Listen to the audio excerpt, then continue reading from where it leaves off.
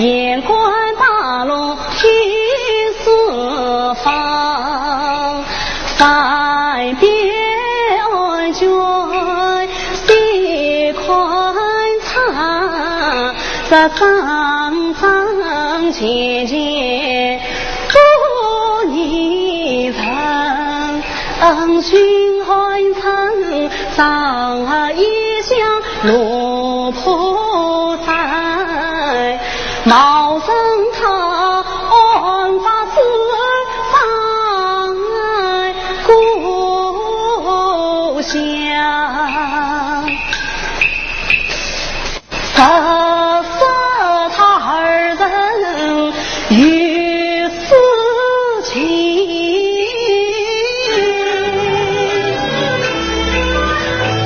更明白君才何方。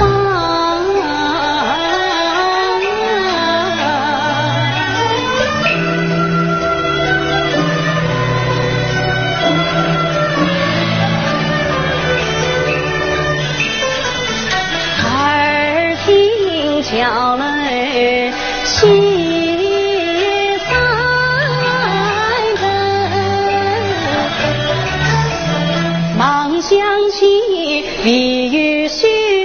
似缤纷，再将须细断将，他的聪明念你人，与他名女子插作无蛤蟆，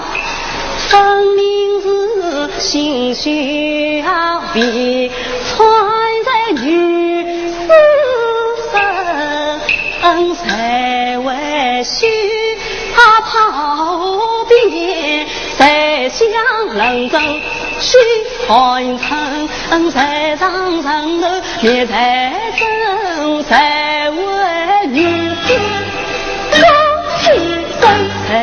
设计门叫声，谁因寒城红日本，谁比平常三人毛，分写你跟枪声，证明这是他自己的百姓一人如自己，他在这一当书里，他其鸳鸯生全兵，他在城前称君子，他在城后当谋心，他进入了如梦的城基村，他与当中结局崩，他安分自安返故乡，他有六四不二人，他另有是爱恨之心，他将来穿的是hoàn成，他逃毛乱人心，为菩萨又给你张比路娘因谁跟神要名传法，举着能生城里曾经毛兵他。